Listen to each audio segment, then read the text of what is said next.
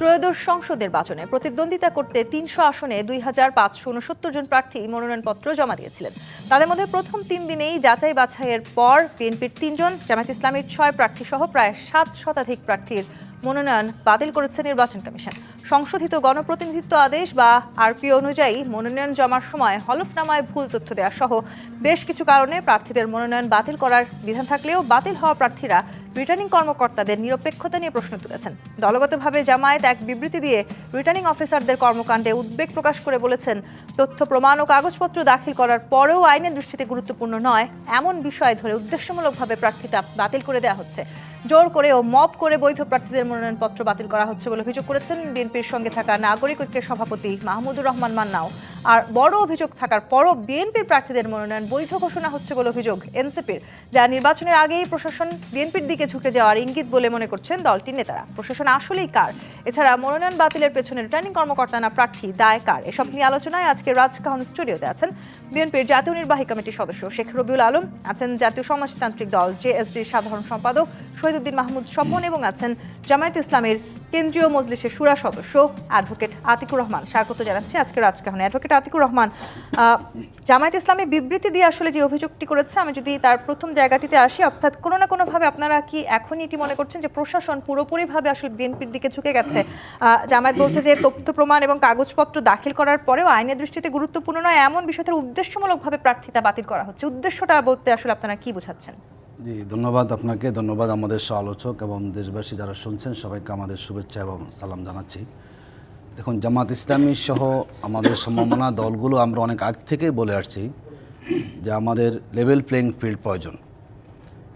আমাদের যখন থেকে মনোনয়নপত্র আমরা জমা দিয়েছি, এখন বাছাই যখন চলছে, জামাত ইসলামী যে আশঙ্কার কথা দীর্ঘ সময় থেকে আমরা বলে এসেছি এবং আমরা সরকারকে দৃষ্টি আকর্ষণ করেছি, তারই বাস্তব প্রতিফলন আমরা গত 2-1 দিনে দেখতে পেয়েছি।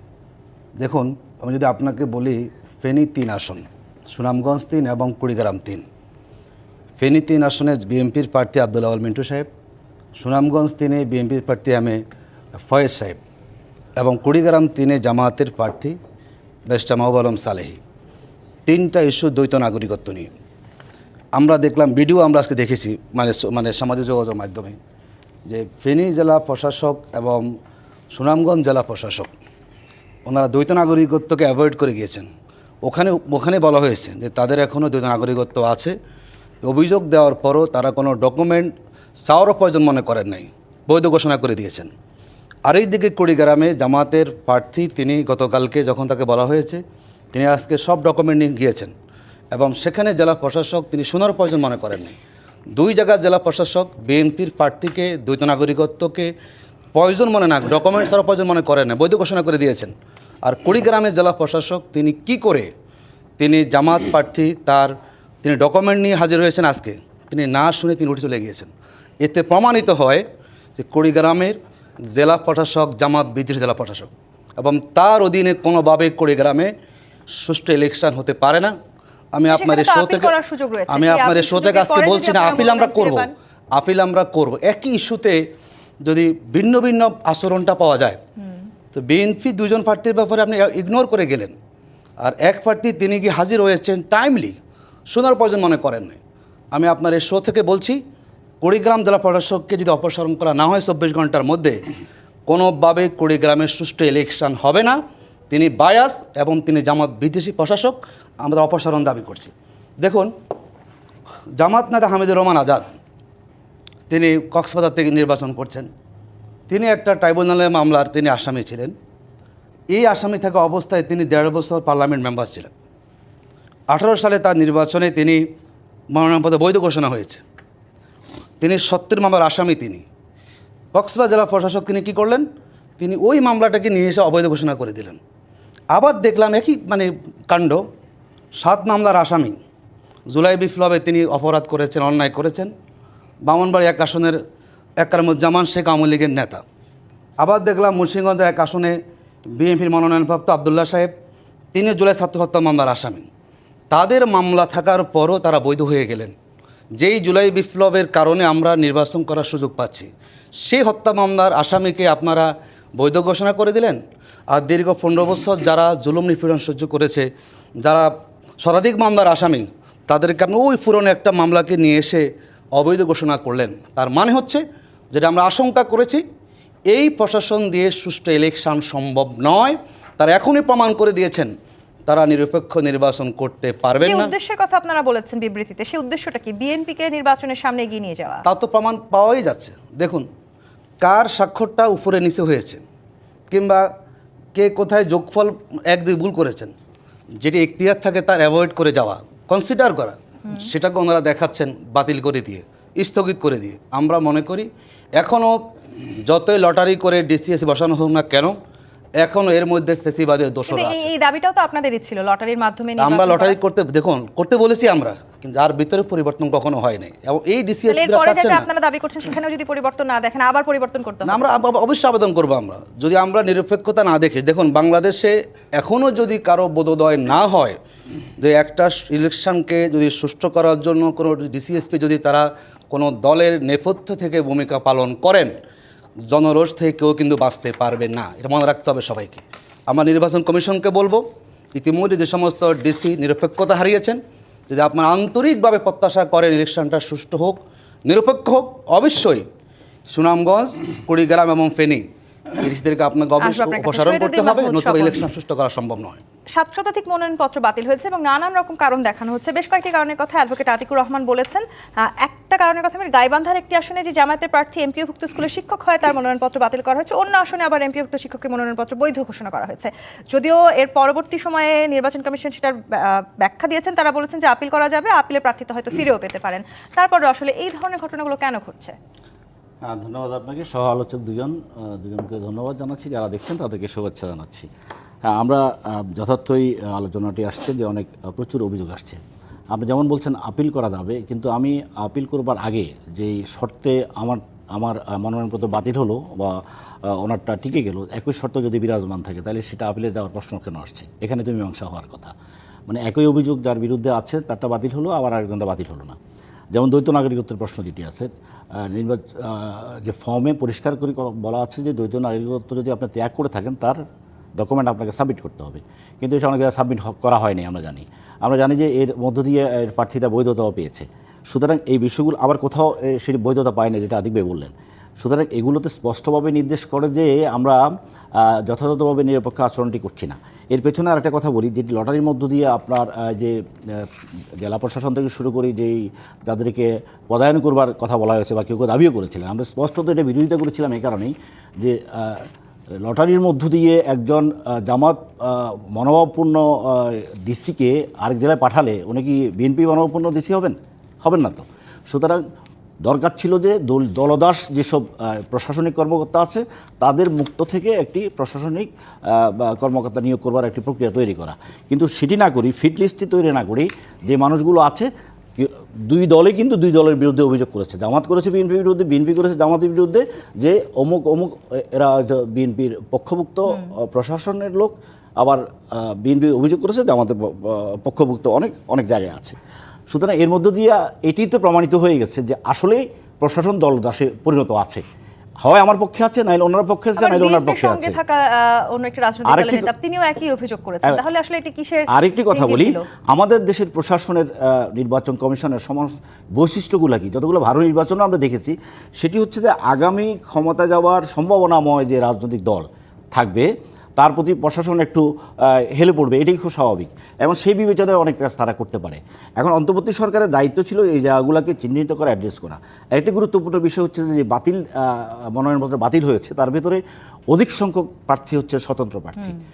অত্যন্ত ন্যাক্কারজনক একটি ইস্যুজ নিয়ে আমরা বাংলাদেশে নির্বাচন করছি, যে সকল মানুষের অংশগ্রহণ করবার অধিকার হরণ করার মধ্য দিয়ে যে স্বতন্ত্র প্রার্থীরা যারা নির্বাচন করছেন, এবং এই স্বতন্ত্র প্রার্থীদের রক্ষা করা এটি একটা কঠিন কাজ। এটি একজন প্রার্থীর পক্ষে এই যে 100% যে ভোটারদের প্রার্থীতা নিশ্চিত করবার পরও আমরা একটা ঘটনা শুনেছি যে 10 জনকে বিবেচনা নেওয়া হয়, যে যাদেরকে সঠিক কিনা এটি বিবেচনা করবার জন্য, সেখানে নির্বাচন কমিশনের পক্ষ থেকে পুলিশ নিয়ে যাওয়া হয়েছে সে ভোটার বাড়িতে। এখন একটা ভোটার আমাকে সমর্থন দিয়ে স্বতন্ত্র প্রার্থী হওয়ার জন্য বিবেচনা করছেন, তাকে যখন পুলিশ নিয়ে যাওয়া হয় যে তুমি ওর পক্ষে আছো কি না, সেই সাধারণ ভোটারটি ভীত সন্ত্রস্ত হওয়ার বিষয় আছে এবং সে অস্বীকার করবার সুযোগ থাকে। এবং এই 1% ভোটারের সম্মতি সাপেক্ষে যে নির্বাচনে বৈধতা পাওয়ার যে বিষয়টা, এটি আসলে একটি অসম্ভব কাজ। এটি কেন রাখা হয়েছে আমরা এটা জানি না, যদি এর বিরুদ্ধে অনেক রাজনৈতিক দলে আমরা কথা বলবার চেষ্টা করেছি। একটি নির্বাচনকে জনগণের অংশগ্রহণমূলক করবার জন্য, সাধারণ মানুষের অংশগ্রহণগুলো করবার জন্য যে সমস্ত শর্তাবলী দরকার এখানে অনেকগুলাই নেই। এখানে হলো টাকার মালিক যারা, বড় দল যারা, তাদের পক্ষে নির্বাচনের এই কর্মকাণ্ডগুলো করবার যে সহজ পথ আছে, সেই জায়গায় সাধারণ মানুষ অথবা জনগণের পক্ষে কথা বলে সেভাবে বৃহৎ রাজনৈতিক দল নয়। আসলে কোনো না কোনোভাবে কোনো দলের পক্ষে ঝুঁকে পড়ছে বলে আপনারাও মনে করেন? একদম বিবেচনায় না নেওয়ার কোনো কারণ নাই যে বিষয়টা একদম নিরপেক্ষ জায়গায় আমরা আছি। ইতিমধ্যে কিছু প্রমাণ তো আছেই। সামনের পথ নির্বাচনী প্রচারণা যখন শুরু হবে, আপিলে কি সিদ্ধান্ত হয়, এর মধ্য দিয়ে আমরা অনেক কিছু বিবেচনা নিতে পারবো।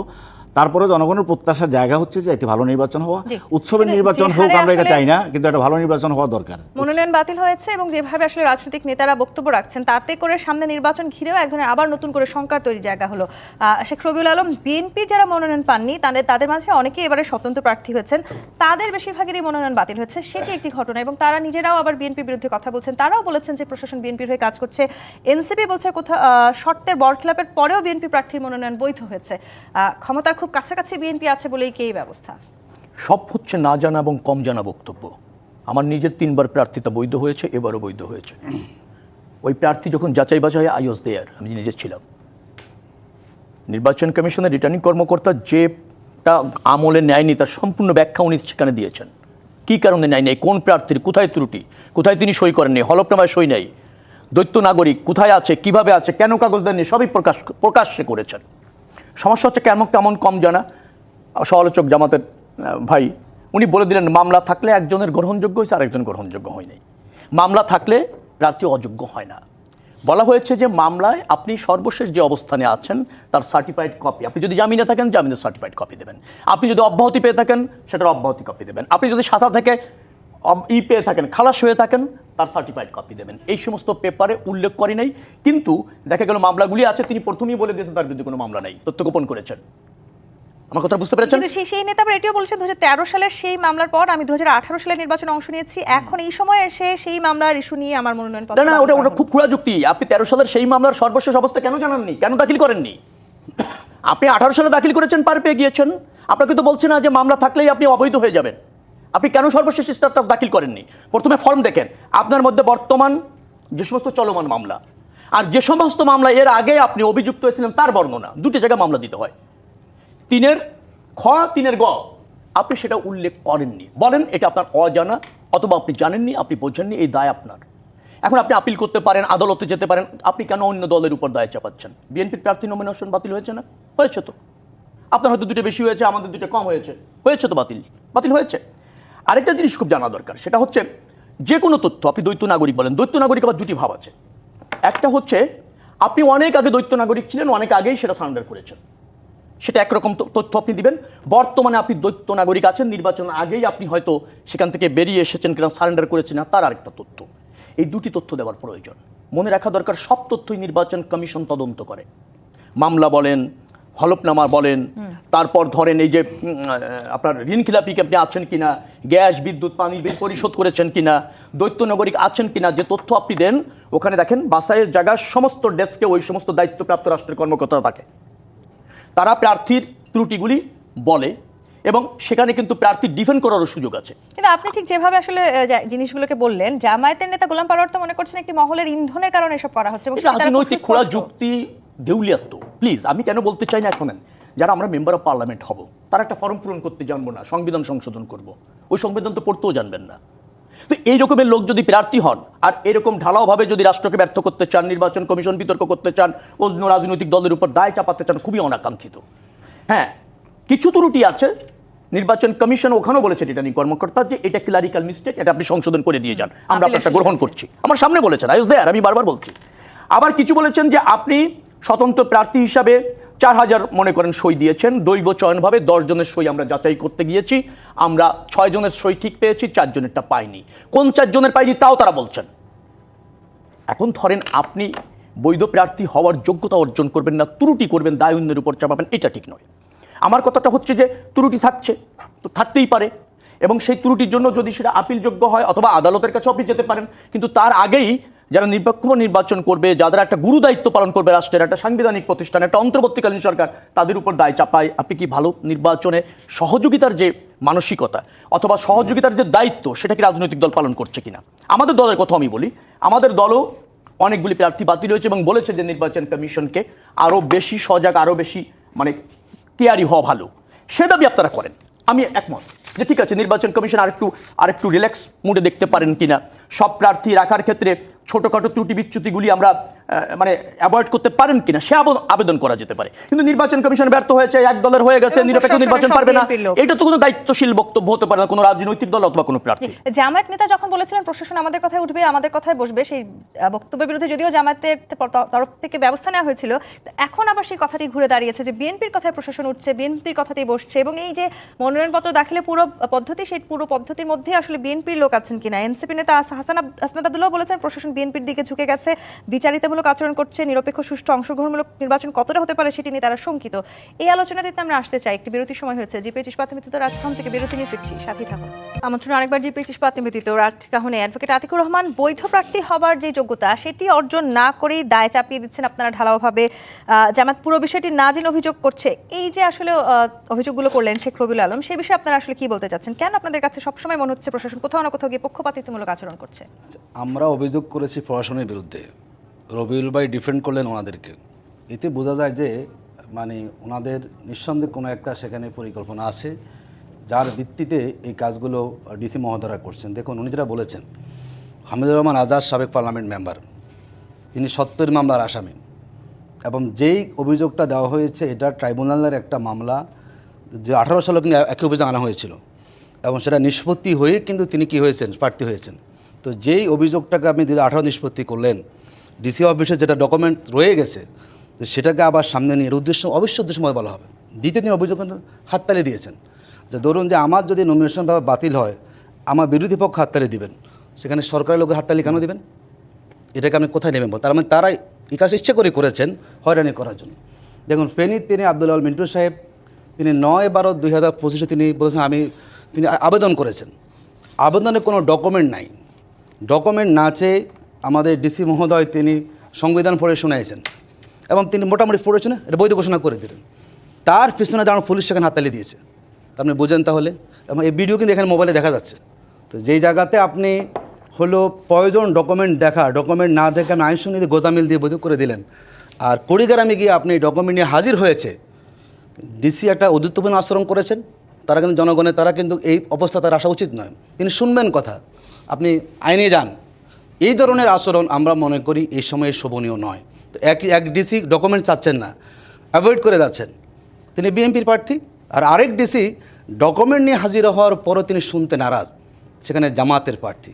এটি বুঝেই যাচ্ছে কোনো একটা উদ্দেশ্যপ্রণোদিতভাবে যেই জায়গায় জামাতের প্রার্থী বিজয়ী হতে পারে তারা কাজটি করেছে। আপনারাই বলেছিলেন এই পদ্ধতি, এখন আসলে এই পদ্ধতি দেখুন, আমরা বলেছি অবশ্যই, কিন্তু এই যে অবস্থাটা কেন, এবং আমরা প্রমাণ পেয়েছি, দেখলাম সামাজিক মাধ্যমে উনি ছাত্রলীগ করতেন সাবেক, আমার কাছে মনে হচ্ছে জেলা প্রশাসক, তার মনে অনেক কষ্ট আছে, তার প্রিয় দল ইলেকশনে নাই, এবং তিনি জামাতকে তার প্রতিপক্ষ মনে করেন যে কাজটা করেছেন। তাহলে কি লটারির মাধ্যমে আসলে এই শুনেন, মানুষ আমরা সব অভিযোগ দিই নাই, অভিযোগ কিছু জায়গা হয়েছে, সেখানে পদক্ষেপ নেন। সব জায়গায় তো আমরা মনে করি এই জায়গাতে যারা নিরপেক্ষতা হারিয়েছেন, এই ব্যক্তিদেরকে তারা দলদাস কিংবা তারা উদ্দেশ্যপ্রণোদিতভাবে কাজটি, তাদেরকে অবশ্যই সেখান থেকে প্রত্যাহার না করলে ওই জেলা নির্বাচন কখনো সুষ্ঠু হবে না।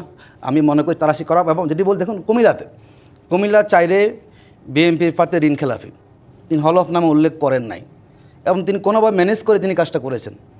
সেখানে নির্বাচন কমিশন যারা ডিসি বৈধ ঘোষণা করে দিয়েছেন। আপনি ঋণ খেলাফি বুঝেই যায় তার ব্যাংক লোন আছে, তিনি হলফনামায় সত্য লেখেন নাই, তাকে আপনি বৈধ ঘোষণা করে দেন, তার মানে কি? আপনি একদিকে এসে একদম সব দেখেন, আপনি কোথায় কি গ্যাপ আছে, কোথাও আপনি দেখেন যেখানে বড় বিষয় আছে সেখানে আপনি ইস্যু না বানান, একটা ম্যানেজ করা হয়েছে, এটাকে অবশ্যই বেরিয়ে আসা প্রয়োজন। আপনারা প্রশাসনকে ডিফেন্ড করছেন, এখানেও একটি বড় আশঙ্কা খুঁজে পেয়েছেন অ্যাডভোকেট আতিকুর রহমান, কেন ডিফেন্ড করছেন? যত পিছিয়ে পড়ছেন, যত ভীতি বাড়ছে জনরায়ের প্রতি, ততই অন্য ছোট রাজনৈতিক দলকেই হারিয়ে ফেলেছে, তারই বহিঃপ্রকাশ। আপনি মনে করলেন যে আপনি ঋণ খেলাফি আছেন, আর একজন আপনাকে বৈধ করে দিল।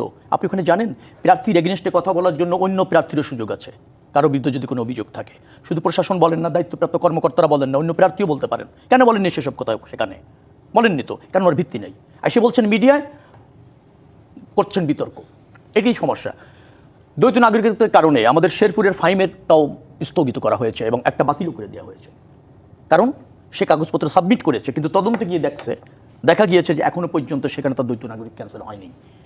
আমি বারবার দায়িত্ব নিয়ে বলতে চাচ্ছি একটা জায়গায়, যে যারা আমরা এভাবে বলছি, মন গড়া কথা বলছি, ত্রুটি বিচ্যুতি নাই আমি তা বলছি না, ক্লারিক্যাল মিস্টেকগুলি অনেক সময় নির্বাচন কমিশন কারেক্ট করে নিচ্ছে, কোনোটা স্থগিত করা হচ্ছে, কোনোটা বাতিল করা হয়েছে। কথা বলছিলেন আলফাকির আতিকুর রহমান, যে ভিডিও আছে, একই কাগজপত্র জমা দিয়েছেন, এরপর ওডিসির একজনের ক্ষেত্রে একরকম সিদ্ধান্ত নিলেন, অন্য আরেকজনের ক্ষেত্রে না না না না না, ওটা মন গড়া কথা। আমি তো আবার বলছি আপনাকে, এভাবে অভিযোগটা ঠিক হবে না। আর যেমন বললেন উনি যে আজাদ ভাই যিনি আছেন কক্সবাজারের, 18 সালে তার নিষ্পত্তি হয়েছিল। 18 সালের কাগজটা কি ডিসির কাছে থাকার কথা? সেটা মুখ্য না। মুখ্য হচ্ছে যে 18তে যদি নিষ্পত্তি হয়ে থাকে 13 মামলা, সেই কাগজপত্র থাকলে এবারও নিষ্পত্তি হবে। তখন হয়তো পর্যাপ্ত কাগজ উনি দেন নাই, আপিলে যদি দেন ওটা হয়তো বহাল হয়ে যাবে, ওটা বাতিল থাকবে না। প্রশাসনকে ডিফেন্ড করার চেষ্টা না, ডিফেন্ড করবে কেন? আপনি কেন দায় চাপাচ্ছেন? আপনি তো জিনিসগুলি পর্যাপ্ত জানছেন না। না না, আমি পর্যাপ্ত জানছেন না। কুমিল্লা চাইরে হাসানাত আব্দুল্লাহ তিনি প্রতিবাদ করছেন একদম ডিসি অফিস, কিন্তু না প্রতিবাদ করছে, কিন্তু ভিত্তি থাকতে হবে। আপনি প্রতিবাদ করছেন মানে শিরোধার্য কেন মনে হবে? আমার ভিত্তিহীন প্রতিবাদ। আমি আপনাকে একটা কথা বলি প্লিজ, আমার কথাটা হচ্ছে, একজন ব্যক্তি ঋণ খিলাফি হলে যারাই প্রার্থী হয়েছে সবাই ঋণ খিলাপির কাগজ বাংলাদেশ ব্যাংক থেকে ওখানে অটো পৌঁছায় যায়, কারো বলা লাগে না, অটো পৌঁছায় যাবে। এবং নির্বাচন কমিশন রিটার্নিং কর্মকর্তারা যাচাইয়ের ক্ষেত্রে কিছু জিনিস বাধ্যতামূলকভাবে তারা করে রাখে, তার মধ্যে ঋণ খিলাপি অন্যতম ঋণ খিলাপি, বিল খিলাপি অন্যতম। এটা আছে। তারা সব প্রার্থী যারা সাবমিট করেছে তাদের বাংলাদেশ ব্যাংক থেকে ঋণ খিলাপির স্ট্যাটাসটা কি এটা জানতে চেয়েছে, ব্যাংক লোনের স্ট্যাটাস কি, বিল খিলাপি আছে কিনা, ঋণ খিলাপি আছে কিনা জানতে চেয়েছে। এটা অভিযোগের বিষয় না। ডেফিনেটলি ঋণ খিলাপি হলে আপনি লিখেন আর না লিখেন, ওখানে তাদের কাছে তথ্য থাকবে। এই ডিপেন্ড করা প্রশাসনের দুঃসাহসনের সুযোগও নেই। কিন্তু শেখ রবিউল আলম, বিএনপির থেকে যারা আসলে বিদ্রোহী প্রার্থী বা বিএনপি থেকে বেরিয়ে গিয়ে যারা স্বতন্ত্রভাবে এবার নির্বাচন করছেন, তাদের বেশিরভাগেরও মনোনয়ন বাতিল হয়েছে, তারাও একই অভিযোগ করছে যে স্বতন্ত্রভাবে ফর্মটাকে বৈধ করাটা বেশ চ্যালেঞ্জ হচ্ছে একটা জায়গায়, সেটা হচ্ছে ওই যে 1% ভোটারের সই লাগবে। দেখা গেল যে তারা সই করেছে অনেকে, কিন্তু ভোটার আইডি কার্ডে যেভাবে সই আছে আরেকটা সই আরেকভাবে হয়ে গিয়েছে, তদন্তে গিয়ে দেখা যাচ্ছে যে ওই ব্যক্তির সই না। এখন আপনি বিধি যদি থাকে আর বিধি যদি না মানেন আর আপনি যদি দায় চাপাতে চান, আমি সেটা বলছি, সেটা সুখকর হয় না, কল্যাণকর হয় না, না নির্বাচনের জন্য, না রাষ্ট্রের জন্য, না প্রার্থীর জন্য। এই জায়গাটায় আমি সতর্কতার কথা বলছি। আরেকটা কথা একটু বলা দরকার, সেটা হচ্ছে ধরেন জনগণ যখন সোচ্চার হয়, একটি রাজনৈতিক দলকে ক্ষমতায় বসানোর জন্য রায় দিতে উদ্গ্রীব থাকে, এই দৃশ্য যত প্রতীয়মান হবে, অন্য রাজনৈতিক দল তারা কিন্তু দোষারোপের জায়গায় চলে যাবে। আমাদের কালচারটা আমরা যাচ্ছি তাহলে শহীদউদ্দিন মাহমুদ স্বপন, এই যে জামায়াত কিংবা স্বতন্ত্র সহ অনেকেরই প্রার্থিতা বাতিল হচ্ছে, বারবার বেশিরভাগ যাদের প্রার্থিতা বাতিল হয়েছে তারা ইসির দিকেই অভিযোগ করছেন। একটি কথা বলছিলেন শেখ রবিউল আলম, যে আমরা হয়তো ফর্মটা ঠিক যেভাবে ফিল আপ করতে হবে কিংবা যেই ধরনের কাগজপত্রগুলো জমা দিতে হবে সেই জায়গাটিতে হয়তো কোনো ভুল থাকতে পারে, সেদিকে নজর না দিয়ে অভিযোগের দিকটাতেই বেশি করে নজর দিচ্ছে কি? না, ফর্ম ফিল আপের ক্ষেত্রে কিছু তো ত্রুটি বিচ্ছুতি হয়ে যায়। সেগুলো যারা প্রার্থী হন তারা সাহায্য নেন, অনেকের সাহায্য নেন, অ্যাডভোকেট সাহেবদের সাহায্য নেন, সেক্ষেত্রে চেষ্টা করেন। কিন্তু যেসব বিষয়গুলোর কারণে বাতিল হচ্ছে, যেমন রবিউল ভাই বললেন যে ঋণ খেলাপি যারা, তাদের তথ্য যদি থাকে, ঋণ খেলাপি যিনি থাকবেন তার সিআইবি থাকবার কথা না, নেগেটিভ হবে এর কথা। সুতরাং ওখানে যদি তার ঋণ খেলাপি থাকেন, তার বৈধতা থাকবার কোনো সুযোগ নেই। এখন সেখানে প্রশাসন সেটিকে হাইড করে সেটা যদি করবার চেষ্টা করে, নিশ্চয়ই সেই করবার সুযোগ আছে কিনা, থাকলে সেটা যদি করে থাকেন তাহলে পক্ষপাতপুষ্ট আচরণ করেছেন সেটি বলবার সুযোগ আছে। একটি উদাহরণ বলি আমি, মাহমুদুর রহমান মান্নার মনোনয়নপত্র বগুড়াতে অবৈধ হলো, ঢাকা 18তে বৈধ হলো, কিসের ভিত্তিতে, ব্যাখ্যাটা কি? উনি তার বলবার চেষ্টা করেছেন, একই কথা বলবার চেষ্টা করেছেন। সুতরাং এইসব বিষয়গুলো বিবেচনা করলে আপনার দেখা যায় কোথাও প্রশাসন পক্ষপাতপুষ্ট আচরণ করবার কিছু চেষ্টা করেছে। আর স্বতন্ত্র প্রার্থীর ক্ষেত্রে রবিউলের সাথে আমি একমত, আমি বারবার বলতে চেষ্টা করেছি, এই প্রক্রিয়াটা এই নির্বাচনী ইতে রাখাটাই অপরাধ একজন প্রার্থীর জন্য। এটি যে কষ্টকর অবস্থা এবং এটি সীমাহীন বলা যায়, সুতরাং এটি করা উচিত না। আর প্রশাসনের একটু পক্ষপাতের এখানে কথা যুক্ত করি সৈয়দুদ্দিন মাহমুদ স্বপন, বিএনপির সবচেয়ে কম প্রার্থী বাতিল হয়েছে দেখে কি আসলে বিএনপি প্রশাসনকে ডিফেন্ড করার চেষ্টা করছে? এই সংখ্যাটা যদি বিএনপির অনেক বেশি হতো, বিএনপিও সেই একই অভিযোগ করতো কিনা? একদম আমাদের দেশের রাজনীতিবিদদের, রবি ভাই এখন যে জায়গা থেকে কথা বলছেন, একটু অবস্থাটা যদি ভিন্ন জায়গায় দাঁড়ায় ওনার কিন্তু কথার পরিবর্তন হয়ে যাবে। আমরা অতীতে আমরা এইভাবেই করেছি, হ্যাঁ, জামাতের অবস্থা তাই এরকমই হয়। আমরা এখানে পক্ষপাতপুষ্ট আচরণ করবার জন্য যাদেরকে দায়ী করছি, আমরা কিন্তু পক্ষপাতপুষ্ট প্রশাসন রাখবার জন্য সকলে চেষ্টা করেছি। বিএনপি তার জায়গার থেকে শতভাগ চেষ্টা করেছে, জামাতও চেষ্টা করেছে। যে ডিসি কাদের হবে সেটা আগে তারা নোট দিয়েছেন, কে কে ডিসি হওয়া উচিত, কোথায় কে রিটার্নিং হচ্ছে, কীভাবে হবে। সুতরাং পক্ষপাতপুষ্ট প্রশাসনের বাইরে আমরা কেউ যেতে চাইনি আসলে কখনো। আমরা বলছি দলদাস মুক্ত প্রশাসন, কিন্তু আসলে কোনো রাজনৈতিক শক্তিতে যেতে চাই না। এখন আমার পক্ষে সেটি যখন ভারী থাকে, আমার পক্ষে যখন কাজ করার সুযোগ বেশি থাকে, অথবা প্রশাসনের একটা সাধারণ ধারণা হচ্ছে যে ক্ষমতা কোন দিকে যাচ্ছে সেটি তারা বিবেচনায় নেয়, প্রশাসনের লোকদের এটা বৈশিষ্ট্য। সে আওয়ামী লীগ হলেও সে বিএনপি হয়ে যাবে, জামাত হলেও বিএনপি হয়ে যাবে যদি মনে করে যে বিএনপি ক্ষমতা যাচ্ছে। এবং সেই শুধু প্রশাসন নয়, বাংলাদেশে অন্যান্য স্টেক হোল্ডার যারা থাকে সকলেই কিন্তু এই ধারা, এই রীতিনীতিটাকে চর্চা করে। সেই ক্ষেত্রে এই প্রশাসন আরও বেশি দলকানা হওয়ার সম্ভাবনা থাকে। সেই ঝুঁকিটা একটি রাজনৈতিক দলকে আমি দায়ী করতে চাই না, এটা প্রশাসনের স্বপ্রণোদিত হয়েও এই কাজটি করার যখন আপনি চেষ্টা বলছেন করে। আসলে যখন যেই দল যেখানে যাদের সুবিধা তখন তারা সেভাবে আচরণ করছেন। জামায়াত নেতা যখন বলেছিলেন প্রশাসন আমাদের কথায় উঠবে, আমাদের কথায় বসবে, আবার সেই জামায়াত, আপনি নিশ্চয়ই জানেন, প্রধান উপদেষ্টার সঙ্গে সাক্ষাৎ করেছেন, সেই সময় তারা বলেছেন প্রশাসনের 70 থেকে 80% লোকই বিএনপির। জামায়াত আসলে তাহলে এই মুহূর্তে কি চাইছে? প্রশাসন কাদের হয়ে কাজ করবে? প্রশাসন আসলে কার? এই জায়গাটিতে আসবো, এই উত্তর খোঁজার চেষ্টা করবো। জিপিএস পাথমিতিত রাজকাহন থেকে বিরতি নিয়ে ফিরছি, সাথেই থাকুন। জিপিএস পাথমিতিত রাজকাহন দেখছেন। অ্যাডভোকেট আতিকুর রহমান, একটা সময় জামায়াত নেতা বলেছেন প্রশাসন আমাদের কথায় উঠবে, আমাদের কথায় বসবে। এরপরে আবার যখন জামায়াত আসলে প্রধান উপদেষ্টার সাথে সাক্ষাৎ করতে গিয়েছে তখন আপনারা বলেছেন প্রশাসনের 70 থেকে 80% লোকই বিএনপির। তাহলে আসলে কোনটি চাইছেন? শুধু ক্ষমতা প্র্যাকটিস করার জন্যই এত কিছু কি? দেখুন, ওই বক্তব্যের ব্যাপারে জামাত ইসলামী অফিসিয়ালি তার বিবৃতি দিয়েছেন এবং যারা সাধারণত বক্তব্যের সাথে জামাত একমত নন, এই ব্যাপারে জামাত পদক্ষেপ নিয়েছেন এবং সে ব্যাপারে ওনার কাছে জামাত কফিয়ত তলব করেছেন, কেন এই বক্তব্যটি দিয়েছেন। তার সাথে জামাত কখনো একমত নয় বক্তব্যের সাথে। দেখুন, বাংলাদেশে যেটা আমরা বলি যে রাজনীতিবিদ যারা আমরা আছি, যে বাংলাদেশে আওয়ামী লীগ থেকে বিএনপি হওয়াটা সহজ, আবার বিএনপি থেকে আওয়ামী লীগ হওয়া সহজ। এই যে আমরা এখন দেখলাম ঢাকাতে অনেক আওয়ামী লীগ তারা আশ্রয় নিয়েছেন বিএনপি নেতাদের নেতৃত্বে। এরকম আওয়ামী লীগ এসে জামাতের ছায় আশ্রয় নিয়েছেন, এরকম নজির কিন্তু সেখানে পাওয়া যায়। জামাত আওয়ামী লীগের সাথেও নির্বাচন আমাদের করেছে, কাছে বিএনপির সাথেও নির্বাচন। সেটা তো ওই সময়ের রাজনৈতিক ইস্যু। আমাদের এখন যে বাস্তবতা, দেখুন বাংলাদেশে যদি আমরা এখন বলি যে প্রশাসন যারা আছেন, আপনি যেখানেই যাবেন অনেকে দাঁড়ানো। দেখুন, জনাব তারেক রহমান যখন দেশে আসলেন, আমি ওনাকে শ্রদ্ধা রেখে বলছি, উনি যে রাষ্ট্রীয় প্রটোকলটা পেলেন, এটাকে আচরণবিধি লঙ্ঘন নয়। আপনি এক দলের নেতাকে আপনি রাষ্ট্রের সব দিচ্ছেন এবং বাংলাদেশের সেনাবাহিনী তারা হেঁটে হেঁটে নিয়ে আসছেন, মানুষ দেখেছে না? এই যে রাষ্ট্রের একটা বৈষম্যমূলক আচরণ আপনি বোঝাচ্ছেন, হ্যাঁ উনি খুব ইম্পর্টেন্ট পার্সন, ওনাকে উনি আগামী দিনের প্রাইম মিনিস্টার, তাকে দিতে হবে। আমরা মনে করি রাষ্ট্র কিন্তু সেখানে তার নীতি লঙ্ঘন করেছেন। আপনি সবাই গুরুত্ব দিবেন। আপনি জানেন কে আগামী দিন প্রাইম মিনিস্টার হবেন?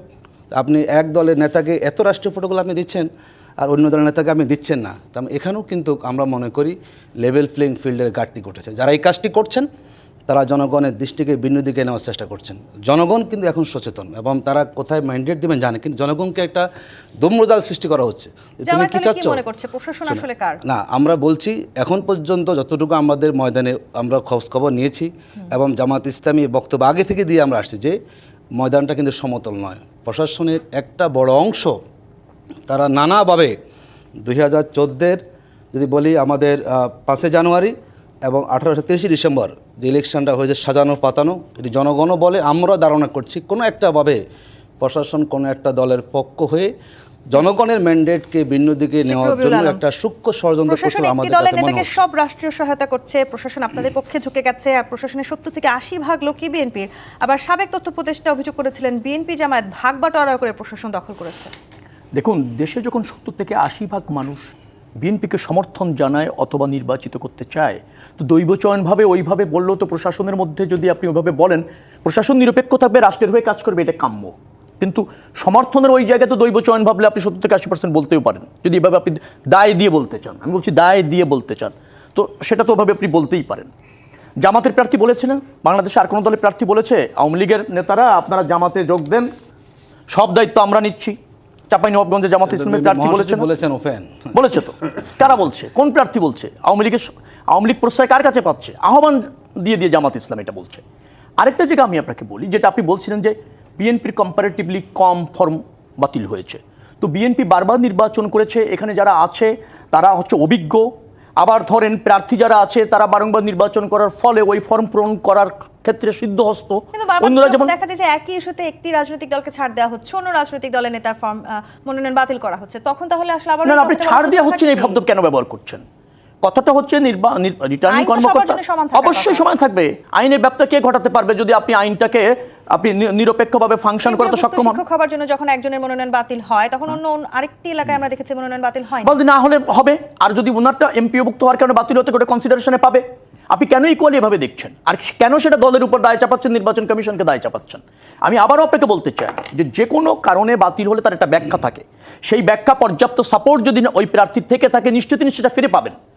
আপনারা যেভাবে বলছেন এভাবে কি সবকিছু চলে? একই আবেদনে তো গ্রহণ হয়েছে, একই এক গ্রাউন্ডে আবেদনে আরেকজনটা গ্রহণ হয়নি। পৃথিবীতে তো অনেক জায়গা আছে। কোথাও গিয়ে প্রশাসন কি তাহলে সত্যি বিএনপির জন্য কাজ করছে? কাজ বিএনপির জন্য করছে না, নিরপেক্ষভাবে কাজ করলে বিএনপির পক্ষে চলে যাচ্ছে। কিন্তু যারা জনমত হারাচ্ছেন, যারা নির্বাচনকে ভয় পাচ্ছেন, পর্যাপ্ত প্রস্তুতি নেই, আবার ফর্ম পূরণের ক্ষেত্রে পর্যাপ্ত তথ্যপত্র এবং জ্ঞানের স্বল্পতা আছে, তারাই আতঙ্কিতগ্রস্ত হয়েছে। আবার এই কারণে নির্বাচন কমিশনের নিরপেক্ষতা নিয়েও প্রশ্ন উঠছে। শহীদুদ্দিন মাহমুদ স্বপন, অনেক রাজনৈতিক বিশ্লেষকরা এটিও বলার চেষ্টা করছেন, মনোনয়ন পত্রের ক্ষেত্রে আসলে যা আমরা দেখেছি সেভাবে যদি চলতে থাকে তাহলে এই নির্বাচন কমিশনও পেছনের দিকে যদি আমরা তাকাই ইতিহাসে, শেখ হাসিনার আমলের যে নির্বাচন কমিশন ছিল তাদের মতোই কাজ করছে কিনা। না, ঠিক তাদের মতো কাজ করছে এটি বলবার কোনো সুযোগ নাই, কারণ আগের কমিশনগুলো যেই পরিমাণ দাসত্ব তৈরি করবার চেষ্টা করেছে, ঠিক এই কমিশনকে সেভাবে বলবার সুযোগ নেই। আমি যে কথাটা বলছিলাম সেটা হলো আইনের যে সমান প্রয়োগের আইন সবার জন্য সমান, এই কথাটা বলবার চেষ্টা করেছেন রবিউল ভাই। আইন তো সকলের জন্য সমান হয়, কিন্তু আইনের প্রয়োগটা সকলের জন্য সমান হয় কিনা সেটি হলো বিবেচনার বিষয়টি। এখানে যে কথাটা বলছে আলোচনার বিষয় হচ্ছে যে প্রয়োগটা আপনার ক্ষেত্রে একরকম, আমার ক্ষেত্রে একরকম। এটি হয়ে আসছে অনন্তকাল ধরে আমাদের এখানে, এখনও এটি হচ্ছে, আগামীতেও হবে। এর জন্য যে এটা যে পরিবর্তনের যে দরকার, সেই জুলাই অভ্যুত্থানের মধ্য দিয়ে আমাদের যে আকাঙ্ক্ষা তৈরি হয়েছে, সেই আকাঙ্ক্ষা ধারে কাছে তো আমরা পৌঁছাতে পারিনি। দায় আসলে কি শুধুই নির্বাচন কমিশনের উপর চাপ দেওয়ার আমি শুধু সুযোগ নির্বাচন আছে? কমিশন না, বাংলাদেশের নির্বাচন কমিশন কখনো একটি সুষ্ঠু নিরপেক্ষ নির্বাচন করার জন্য শতভাগ ক্ষমতা অথবা শতভাগ কর্তৃত্বের অধিকারী নয়। বাংলাদেশের সরকার প্রশাসন, যেমন এই রিটার্নিং অফিসার কারা, এরা কারা? এটা প্রশাসনের লোক, এটা কি নির্বাচন কমিশনের তাদের লোক? এবার আমি প্রায়ই প্রশ্নটা করতে চাই যে নির্বাচন কমিশন সারা দেশে নির্বাচনটা করায়, কত শতাংশ জনবল তাদের নিজস্ব, এবং কত শতাংশ জনবল তাকে হায়ার করতে হয়, এবং হায়ার করা জনবলের প্রতি তার কর্তৃত্ব কতটুকু, এবং তাদের অপরাধের শাস্তি দেওয়ার অধিকার তার আছে কিনা, ক্ষমতা আছে কিনা, নাকি তাদের সেই অপরাধের শাস্তি দেওয়ার ক্ষমতাটা সেই বিভাগকে তাদেরকে দিতে হয়। সুতরাং এই জায়গায় অনেকগুলো প্রশ্ন আছে, কিন্তু এই প্রশ্রয় দেওয়ার ক্ষেত্রে যে ময়দানের কথা আরেকটি কথা বলা হয়েছে, ময়দান আমাদের এখানে কখনো সমতল ছিল না, কখনো সমতল হয় না, এখনো সমতল না, আগামী দিনেও সমতল হচ্ছে না। কিন্তু আপনি এটিও মনে করছেন শহীদুদ্দিন মাহমুদ স্বপন যে নির্বাচন কমিশন এবং রিটার্নিং কর্মকর্তাদের মাঝে কোথাও একটা দূরত্ব সৃষ্টি হয়েছে? না, নির্বাচন কমিশন আর রিটার্নিং কর্মকর্তাদের ভেতরে দূরত্ব জায়গাটা বলছি না। এখানে হচ্ছে যে এক এক জায়গায় নির্বাচন কমিশন যেই আচরণবিধি তৈরি করেছে সেটি ফর্ম ফিল আপ করার ক্ষেত্রে এবং সেটি কি বলে বৈধতা দেওয়ার ক্ষেত্রে এক এক জায়গায় এক এক রকম কেন হলো, সেক্ষেত্রে কি কোনো নির্দেশনা নির্বাচন কমিশনের নেই? এবং ছোটোখাটো ক্লারিক্যাল যেসব ভুলের কারণে আপনার বাতিল হওয়া যায় না, সেগুলো রবিউল ভাই বললো কোথাও কোথাও কারেকশন হয়েছে, কোথাও কোথাও সেগুলোর কারণে বাতিল হয়ে গেছে, এরকম ঘটনা আমরা শুনেছি। তাহলে যেসব আর মেজর যে বিষয়গুলো আছে, দ্বৈত নাগরিকত্বের বিষয়টা একটা ইম্পর্টেন্ট বিষয়। সেখানে আপনি ফর্মে দেখবেন যে পরিষ্কারভাবে বলা আছে আপনি যদি নাগরিকত্ব ত্যাগ করে থাকেন তাহলে আপনাকে তার প্রমাণ দিতে হবে, কিন্তু আমরা জানি যে সে প্রমাণ দেওয়া হয় না। বলা হয়েছে যে আমি নাগরিকত্ব ত্যাগ করেছি, কিন্তু তার প্রমাণ দেওয়া হয়নি। এখন এই প্রমাণটা সংগ্রহ করার দায়িত্ব কি এটা নির্বাচন কমিশনের দায়িত্ব না, রিটার্নিং অফিসারের দায়িত্ব না। রিটার্নিং অফিসার এটা বাতিল করবে, প্রথমত আপিল করে যিনি পেতে পারেন। তিনটে জিনিস এখানে আছে, একটা হচ্ছে গ্রহণ, আরেকটা স্থগিত, আরেকটা হচ্ছে বাতিল। ছোটখাটো গুরুত্ব যেগুলি আছে সেগুলি স্থগিত করেছে, ওগুলি কারেকশনযোগ্য আছে, কিন্তু সেটাকে আমরা বাতিল বলে মনে করছি তাড়িত হয়ে বা উদ্বিগ্ন হয়ে, এটাও একটা সমস্যা। তার মানে এখন কি আসলে জামায়াত সবচেয়ে বেশি উদ্বিগ্ন? সেখানে অনেক প্রার্থীরা ফিরে অনেক আছে যে স্থগিতটাও বাতিল মনে করছে, এরকম জামাত স্থগিত হয়ে গেল কিনা। বেশিরভাগ আমরা অনুমোদন হয়েছে, বলছেন রবিউল ভাই, আমাদের বেশিরভাগ, কিন্তু যে করে ইনিশিয়ালি করেছেন, আমরা বেশিরভাগ জায়গাতে আমাদের নমিনেশন যারা দিয়েছেন বৈধ হয়েছেন। 8টা জায়গাতে আমরা মনে করেছি এখানে প্রশাসনের তারা নিরপেক্ষতা হারিয়েছেন, সেখানে আমরা কথা বলেছি। আমি শেষে বলবো আমরা সবাই ভালো নির্বাচন চাচ্ছি, আশা করি কোনো ডিসি মহোদয়রা দলীয় বিবেচনায় পদক্ষেপ নেবেন না। রহমান, শহীদুদ্দিন মাহমুদ স্বপন এবং শেখ রবিউল আলম, অসংখ্য ধন্যবাদ আজকে রাজকাহন আমাদেরকে সময় দেওয়ার জন্য। দর্শক, আজকের মতো বিদায় নিচ্ছি জি25 রাজকাহন থেকে।